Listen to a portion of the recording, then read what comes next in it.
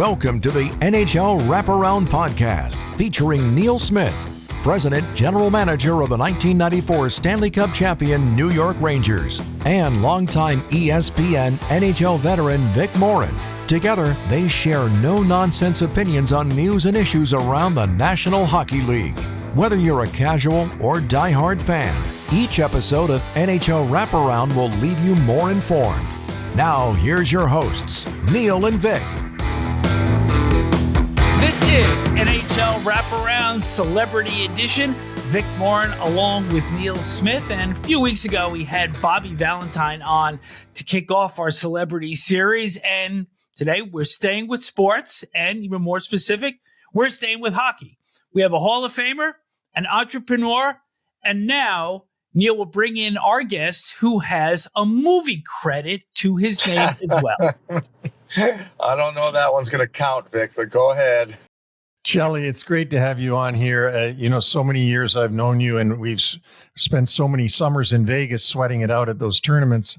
And I even told Vic today, you and I were teammates on the championship team one year with Spezza. Remember that? Spezza and Luc Robitaille were on that team as well.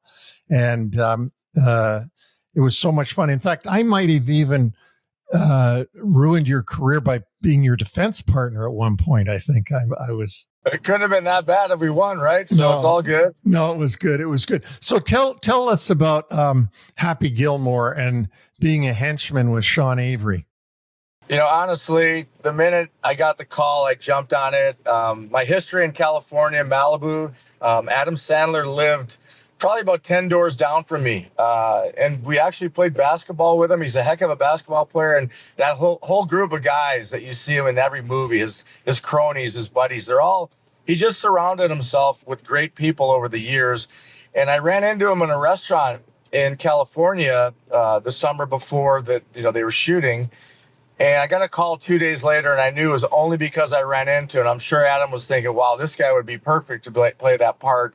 I mean, you watch Caddyshack. I guess I'm Rocco, right? I'd be the version of Rocco when Dangerfield sends those guys after Judge Schmelz. So, well, although the part wasn't a big part with Sean Avery, we had a great day with the cast. We stayed probably 4 hours longer than we needed to because it was such a fun day.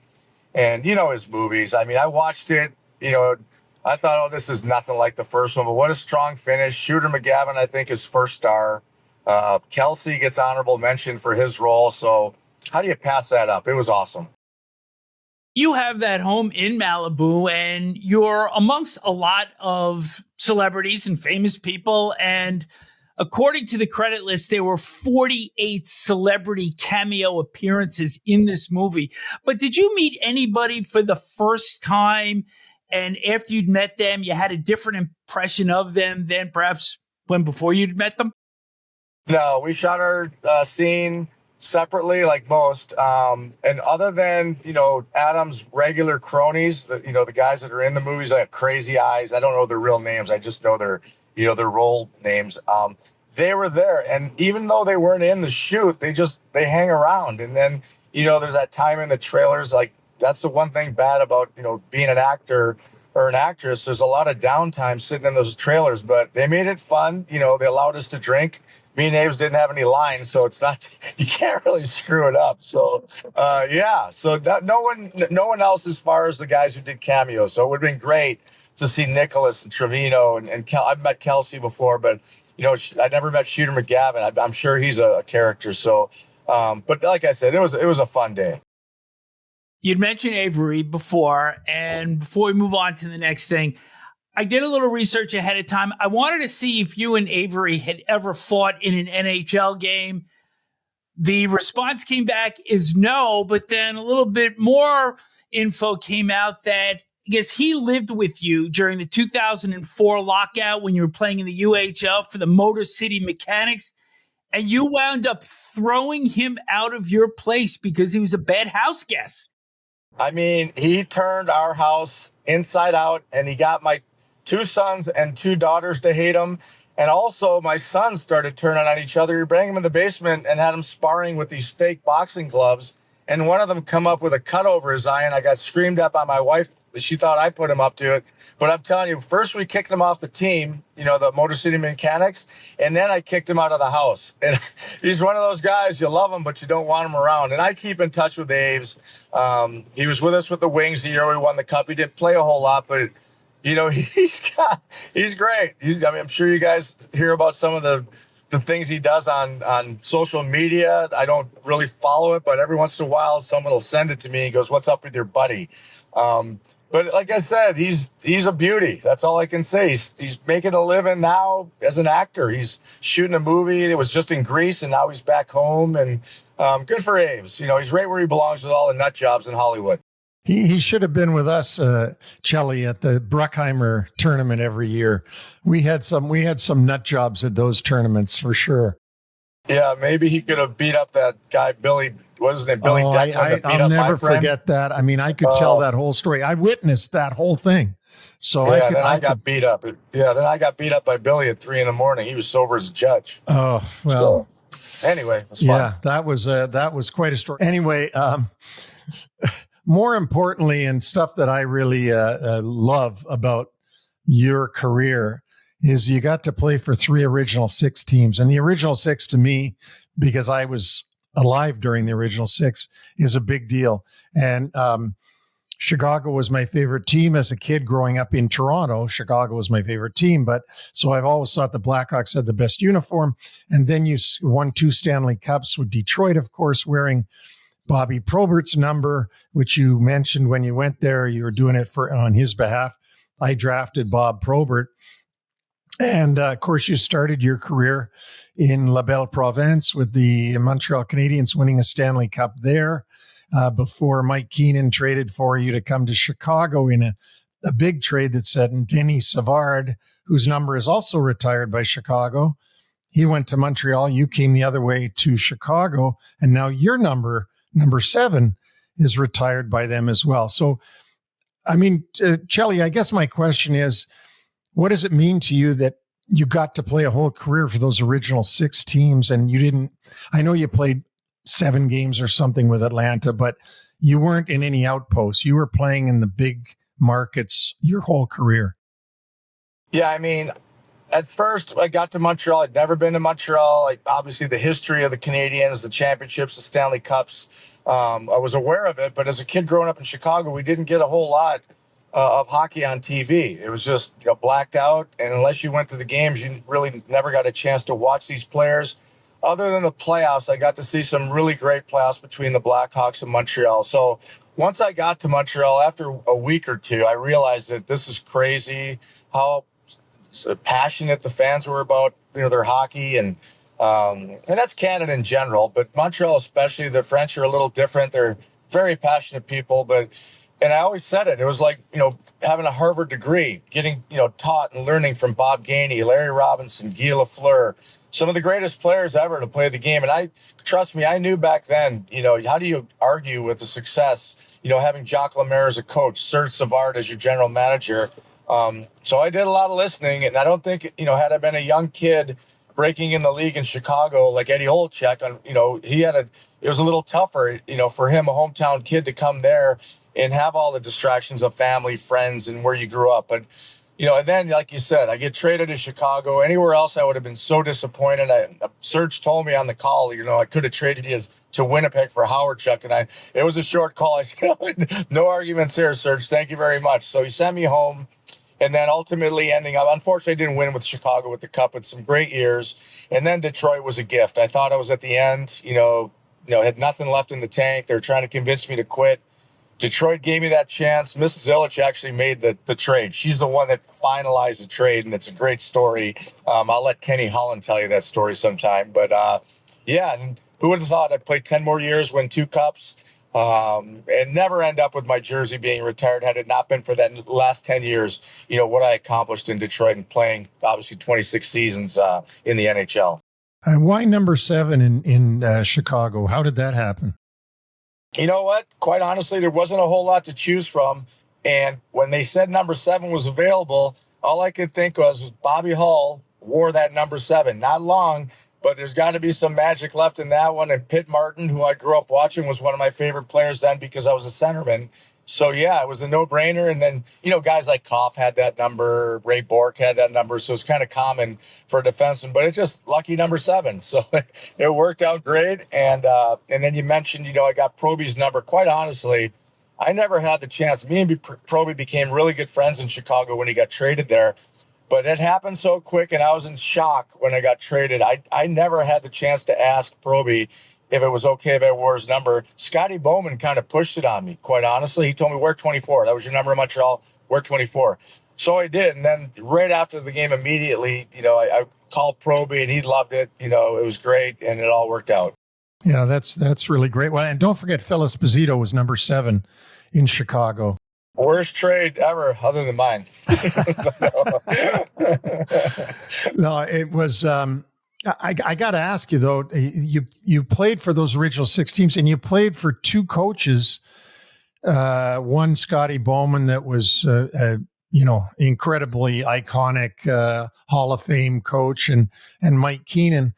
But both of them, if you played for them, you knew they were a little bit unbalanced. They weren't completely what their reputation is of being just a winner. They were. Tell us about Scotty and Mike.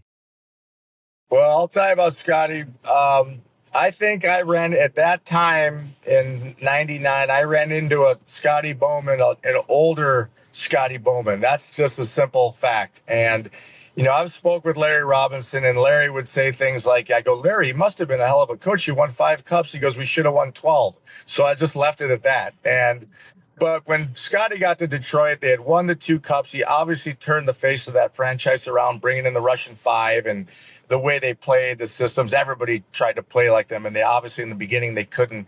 But we wouldn't lose. Like, we never lost. Scotty never had a chance to pull those antics. Every once in a while he'd come up with something, and he was great with me. He was really hard, when he was in Detroit on the 3rd and 4th line guys. The guys, the Grinders, the Drapers, the Maltbys, the McCarty. He was really tough on them. But Izzy was such a great captain, and him and Scotty had such a great relationship. And it was such a veteran team. It kind of ran itself. And Scotty, every once in a while, would have to chime in or say something sarcastic or do something that Scotty does. But, he was a much gentler Scotty Bowman, I think, than when he started in, Montreal and then Buffalo and then Pittsburgh. And then fast forward to Mike Keenan. Well, he was in his prime with Chicago. So, yeah, there was never a dull moment with Mike Keenan. I never talked back to a coach my whole career other than Mike Keenan, but I think he wanted you to engage, and he wanted to piss you off and then go out there and do something on the ice. So he'd call me in before most games and basically put a hit out on whatever player we were playing against.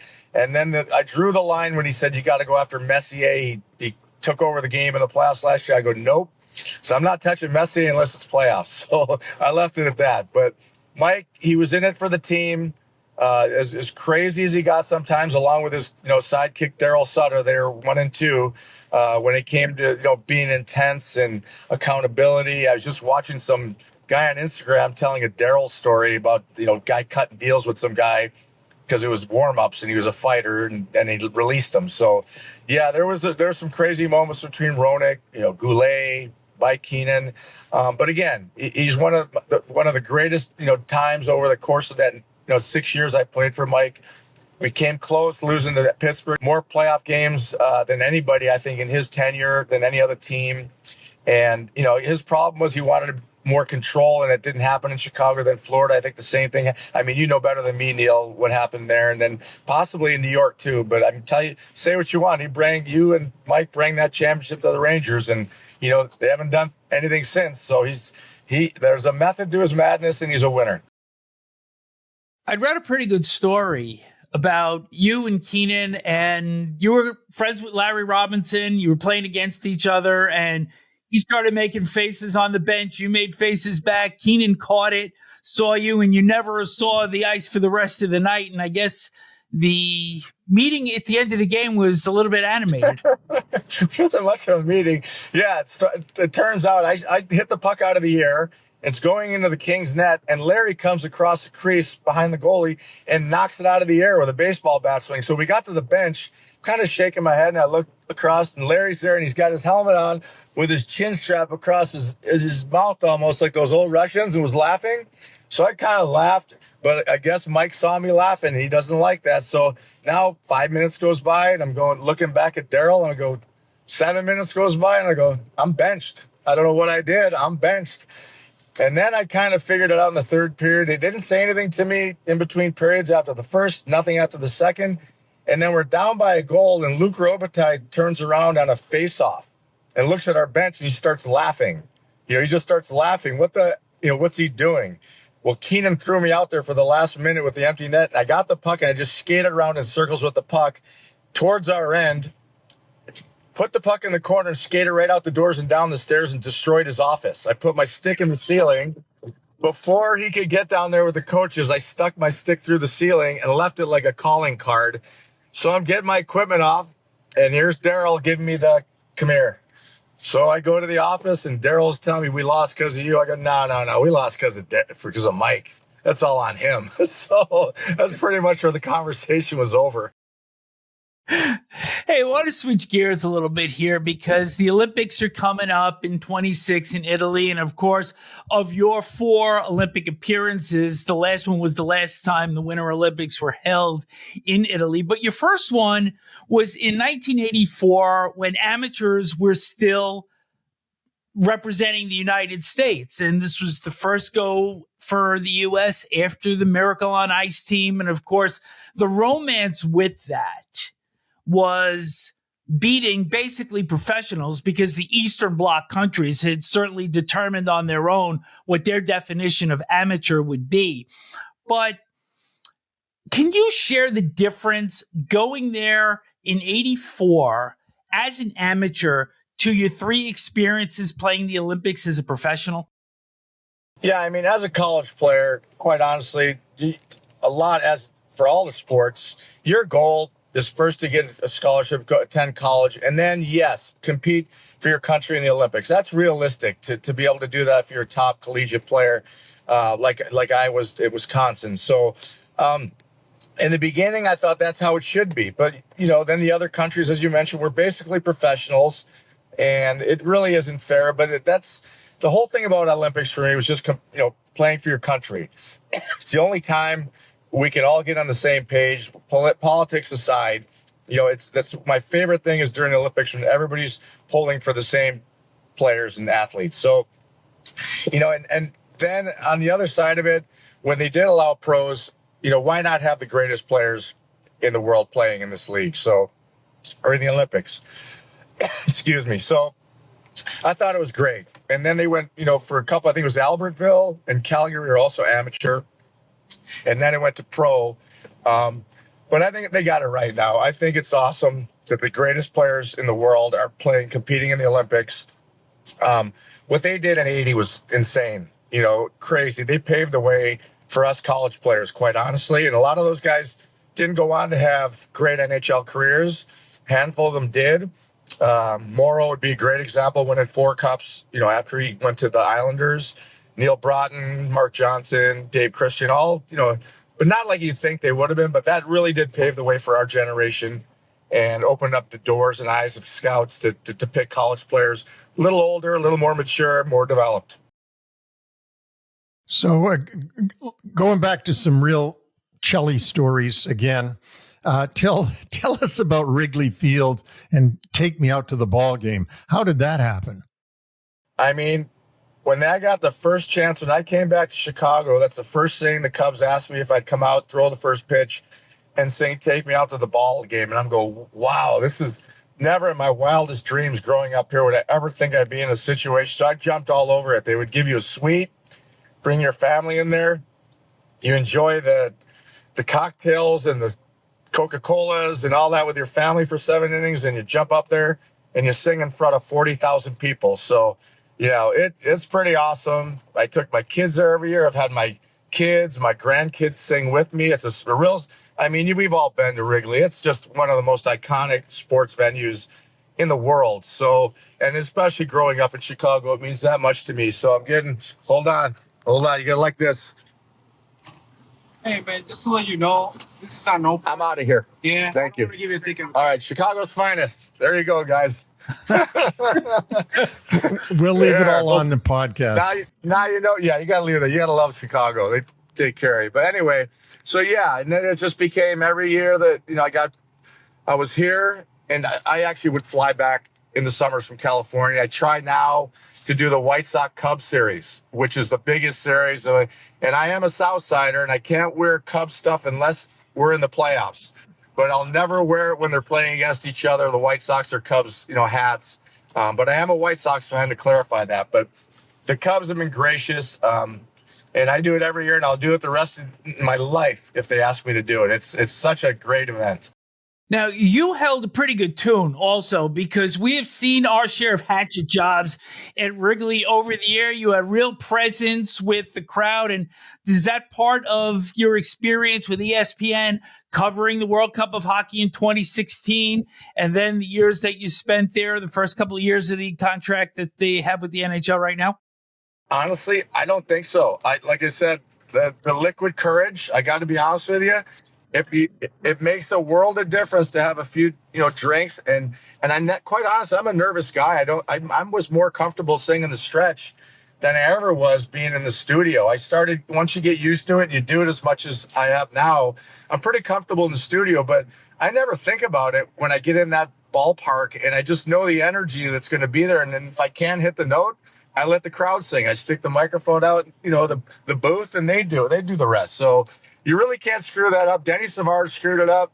Mike Ditka screwed it up. Ozzy Osbourne butchered it more than any, God rest his soul. So there's been you're right though, Vic. I mean, I listened to it. I always try to listen to it after just to see how I did. And I'm going to give myself at least a 6 or 7 on average every time.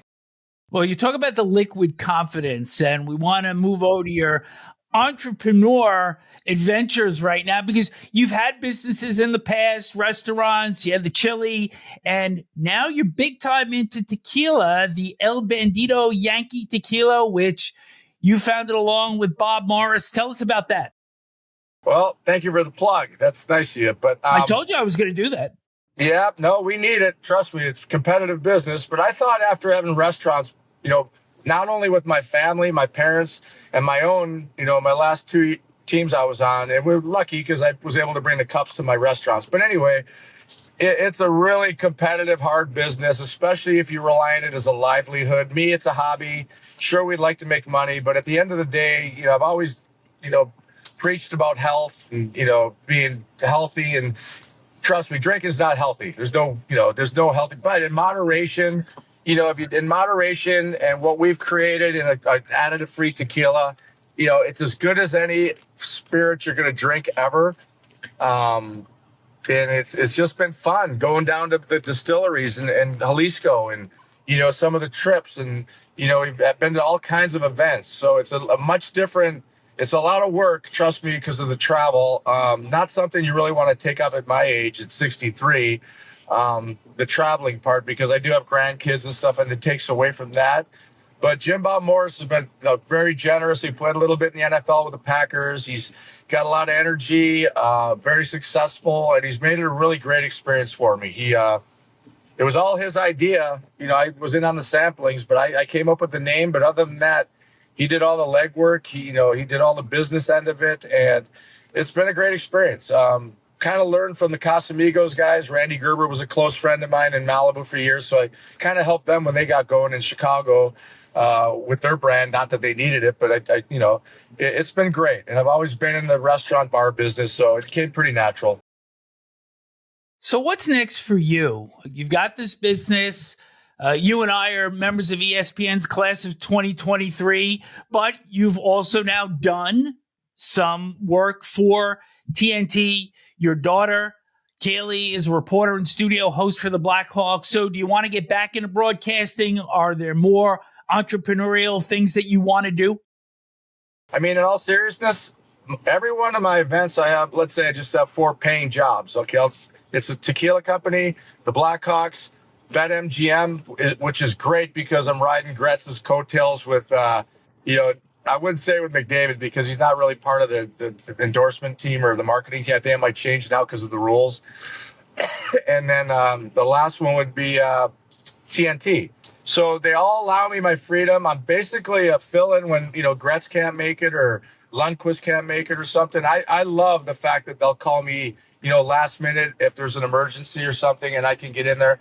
I don't think I could do full-time any job because of my, 5 grandkids and it takes away the time. I can't make that up because I played so long. So now I hope my wife's not going to tell you the same thing, but I'm trying to make all that time up, spend time. And now I'm in ice rinks again with my grandkids, the 5 and 3-year-olds. I'm starting all over. I didn't sign up for it, but I can't pass it up. It's just so much fun teaching the kids how to skate and being on that. Now I'm going on the ice in rental skates and shorts and out there with all the rest of the people there. But like I said, if the opportunity arose, quite honestly, in Chicago to do what I did in Detroit, the home games only, work with the D, work with the penalty killing. And now Jeff Blashill's the head coach here.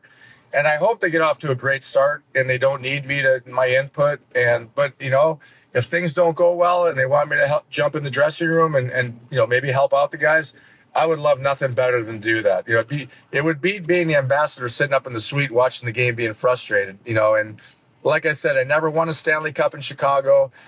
It'd be great if I was an ambassador to win it, but to be on the bench or be in the dressing room, it's a whole different ball game. You feel like more a part of it and that you had some, bearing on their championships. Cheli, I got 2 last questions for you. You just brought something up that made me think of something. What was it like for you to see Patrick Kane score that overtime goal in Philadelphia and know that Chicago had finally won a cup? He saved me $3,000 on that night when he came back for the first time. I had a game winner up. Thank God Seth Jones didn't feel like playing defense that night. But yeah, I think honestly, Patrick Kane, Taze, Seabrook, and Duncan Keith, that core crew. When I got traded to Detroit, it was a disaster, quite honestly. I was torn. Broke my heart leaving Chicago, going to Detroit, obviously being hated by Chicago for years. And then, slowly but surely, once I won the cup with the Wings, I became part of the Red Wing family. And that's what it takes. And I know that. But it could have been a disaster if the Hawks didn't win, and go on that winning streak and win those 3 cups. And I owe Kaner everything in the world. I know he did it with his help of his teammates, but what a great player. What a big game guy he was. I still wish they would have had him in the 4 Nations tournament because when push comes to shove, nobody scored bigger goals than Patrick Kane did. There's other guys that, could have deserved to be on the team too. And there's not one guy on the team that, didn't deserve to be on the team. But Kane, he trumps everybody in my books. He still lives in Chicago in the summers, married a local girl.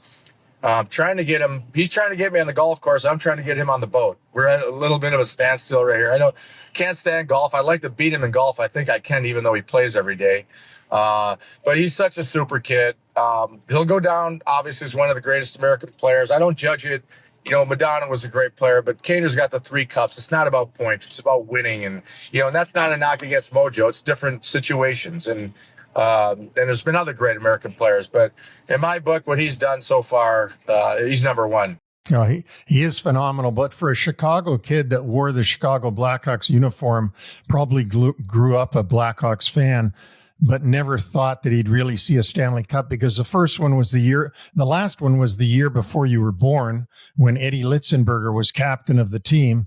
When that puck went in and they had actually won the cup, I know for me being a faraway fan, I was like, oh my God, Chicago finally did it. You must have been did that really happen? Did they really win the cup? Like my Blackhawks?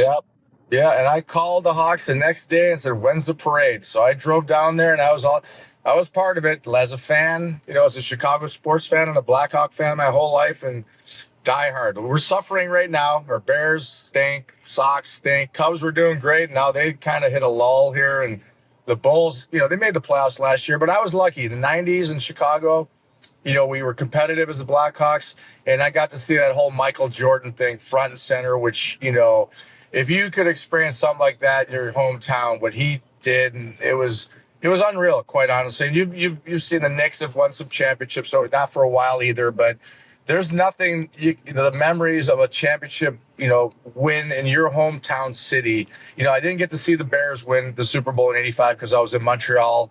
I missed out on that one, but I've seen the White Sox. I saw them win the World Series. That's my team from the South Side, and you count your lucky stars, like I do anyway. Even though I didn't win in Chicago, man, what a great ride that was, the '90s and the times, and the players, and no distractions, like no social media. The players were close and tight, and it was great.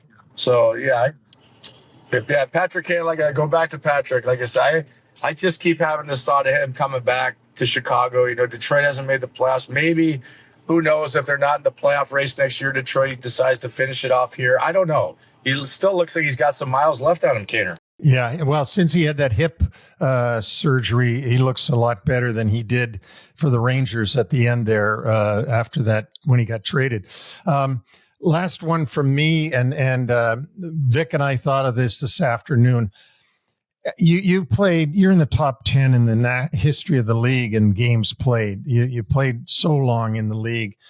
But is there one player that you never played with during your career that you would now say, geez, I wish I could have played with him for one game? Well, I'm going to give you two for two different reasons. Obviously, Wayne Gretzky, because he's the greatest player. In my book, he is the greatest player ever to play the game. And I mean, when you're talking great players, there's, Mario's great, I'm sure Gordie Howe, great. When you're great, you're great. I don't say who was better. It's different times, different eras. But number one, that damn Messier, man. I love Mess. I love his fire. I'd run through a brick wall for him. It's two different personalities, obviously. And you can say what you want. Mess proved it after he won in Edmonton without Gretz and then went to the Rangers and won. He's not a second guy. He's not Scotty Pippen. Mess is the man, and as is Gretz in a different way. So these would have been the top two guys. And like I said, I'm lucky. I played with some of the greatest players, in the history of the game in Montreal. And I missed, Lafleur at the end, but what a class act he was and the way he treated me. God, I would have loved to play in the 70s with those guys, win all those cups. But, again, I didn't get cheated. Trust me. It's been great. But those two guys in my book, and especially what Wayne's done as an ambassador for the game, there's no other athlete, other than maybe MJ, who's carried himself so well, so professionally, and so well loved by his peers and, fans. And, they just have never screwed up, those guys. Between you and I, when I was general manager of the Rangers and you were playing for the Hawks, and the Rangers played you guys in the stadium. And you and I didn't know each other. We knew of each other, but you came out to me in the hallway and you said, Neil, please tell Moose I didn't mean to clip him there in the game. I would never do that to him. Do you remember that? I forgot that I did that to him, but ESPN showed it on in the booth where I was at the game that thing. I go, oh, Jesus, I must have been scared out of my, after I did it. I know it was an accident, but Mess looked crazy when I did it and saw those crazy eyes come. I go, I better stay without it in that stick's length because it's coming. And then I, for whatever reason, one day I was Googling Mess's top 10 elbows or something crazy. I'm telling you, have you ever looked at that? No, I should. Oh, just Google his elbows. I'm going, Jesus, I'm glad I never played him in the playoffs. It's crazy that all those years we both played, we never played each other in the playoffs. So I called him up right after. I sent him the videos, and he goes, well, they deserved it. I go, Mike Modano deserved it? He goes, well, most of them did. I'm like, whatever. Yeah, well, I got to tell you, Chris, it was one of my, as you know, I was young as a GM for the Rangers. And when you came out and said that to me in the hallway, that left a big impression on me, as you can see, because I've never forgotten it. And meaning the respect that you had for other players in the league. You're a tough guy. You could play tough. You could play hard, but you had a level of respect and knew when and when not to. So I really was impressed with that. Yeah, regular season, I totally agree with you. But playoffs, I think, Neil, all bets were off, quite in my book, because it was survival of the fittest. And if you take out one or two of their players, you better your chance. And I never wanted to hurt anybody. It wasn't headshots, I never tried to blow anybody's knee out. But when I got a chance to hit someone, and now they say guys got to, they should get their head up. Well, back then, guys did have their head up. But when you get a chance to hit a guy clean, you put a little bit extra oomph into it. And that's kind of what I did. And it wasn't dirty or cheap by all means. And plus, when you slash a guy to break his wrist or his finger or his ankle, he's going to heal. So don't have to worry about it. I don't feel too bad about stuff like that. But that mess file on Google, I mean, that's about 5 minutes, and there's nothing that is even borderline legal there. Oh my God. I mean, he should have been suspended 100 times for that. I don't even know if he got suspended or not. Like, he did it so nonchalant and so quick. And back then, you didn't have all the cameras, so I'm sure he got away with half of them. Oh, he did. And of course, the Modano thing, before I just wrap with you, is, remember, Neil, that they put Modano on the stretcher and they dropped the stretcher, they dropped the gurney, and he fell sideways. And the poor guy strapped down, and his eyes are like bugging out and like, what's going on here? Yeah, he got double whammied there, poor Mo. Jeez. Yeah. And Mess had his field day during those Canada Cups.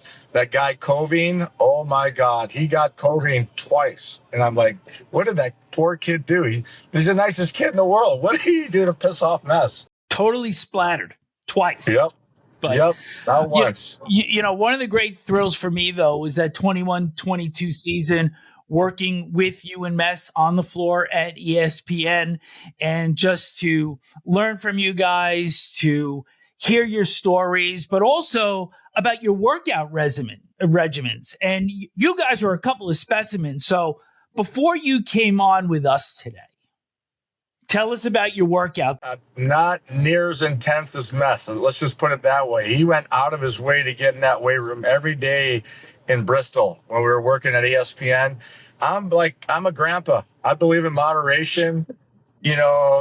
If I eat a lot, I work out a lot. If I don't eat a lot, then I kind of, pull it back a little bit. But I'm a calorie counter and, not a whole lot of weights anymore. It's all body weight. My knee's ready to go. So I can't really do anything with the left side. And, if I start going heavy, my shoulder, there's a little tear there that sparks up. So you just got to be smart. But Mess is in great shape and hasn't got any of the injuries that I've sustained over my career. But I just feel like if I don't do something in the mornings, I get anxiety, and I'm the most relaxed person in the world. I would, at this point in my life, but if I don't go work out or get a good sweat, it's a whole different day for me. So like, if I was to talk, if I'm saying to people, I got a sauna company. That's one thing I have done now with Aaron Downey, and the tequila, I counter it with the sauna, which is healthy, and the cold plunge. So if if you don't like to work out, I would suggest, get a sauna. You have to sweat. It's all the toxics, whether it's the food you eat or the drinks and whatever. And it makes life better. You just feel better with that, the hot cold, the sauna cold plunge thing. And it's catching on now. There's medical science that's come out that it does help you and it's healthier. And they're saying it might even help Parkinson's. I don't know. I don't know what to believe or not, but it can't be bad for you. That's for sure when it's done in moderation. Just ask the Finns. Yeah. Look at who lives longer and who drinks more, the Finns. And they live longer. So the sauna's got something to do with sweating the toxics out. For sure. Well, Chris, look, this has been amazing. You've been so gracious sitting in the car doing this whole thing. And we got to have you on during the season when you're not a celebrity, but you're a hockey guy that we can talk to about the hockey season and not about all the old stories. But this has really been fun. It really has. And we appreciate you doing this. Yeah, you bet. Like I said, I hope the Hawks can get off to a better start and show a little promise with all these young draft picks they've been getting. There's a couple more coming. That Boisvert from Quebec is going to be a big, strong centerman. And then the third pick overall, the Swedish kid, also another big centerman.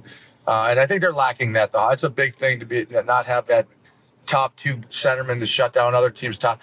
I mean, poor Connor Bedard. You imagine trying to play against McKinnon, McDavid. These guys are heavyweights. Hopefully, Hawks, again, they got some good young D, big D. Now they got to learn how to be hard to play against. That's all. Get a little mean. That's all. Well, thanks, Chris, for doing this. And good luck with the tequila. Good luck with the saunas. Good luck with the Cheli restaurant. Good luck with everything. The Cheli's still alive. Thank you. The gift that keeps on giving. You betcha. Thanks, Cheli. All right, guys, take care. Boy, Cheli's a beauty. What a guest. I mean, honestly, what a guest. It's when I keep thinking, well, that's got to be the best one we've done yet. That's one comes up even better. And I got to tell you, that was more fun. And what a guy, the time that he gave us, and he was enjoying it himself. That was really fun. We hit so much stuff with him because we even stayed on the phone afterwards, and we could have talked for another 2 or 3 hours, to be frank. Oh, yeah. And I don't think he was in any rush to leave. He said, I got all day. So a great guest, even better than I had hoped for as far as generous with his time and his thoughts. Really terrific. And a celebrity, in addition to being a Hall of Famer. And it was just a great episode for us. And we also have a new website coming. So send us an email, get on our mailing list. And among the features that we're going to have coming up in October, Neil's Nuggets, which will be posted on the website only, won't be part of the NHL Wraparound podcast. So stay tuned for that. And remember that our summer coolers coming up August 20th, 22nd, 25th, and 27th. So I think, we've taken our little break. Time to start flexing our muscles again. We're starting to get content out. And as we start really season 3, it's going to be our best one yet. And we've got all these franchises going. And we called Cheli a celebrity, but he's a Hall of Famer. And I think that dovetails into another franchise that we're going to look to launch. Yeah, called NHL Wraparound Hockey Hall of Fame Edition. And that will have only Hall of Famers on it as guests. And it's going to be, I'm really looking forward to that too, because, talking to people that are from different eras is always fun. It's great to talk about today's hockey, and there's tons of stuff to talk about for today, but it's also fun to talk about people from other eras. And these are the best of those eras because they're in the Hockey Hall of Fame. Looking so forward to it as we continue to expand our brand and also the potential guests that we can have on. So it's all great to look forward to. But next up, look for our summer coolers next week. And thank you for watching today.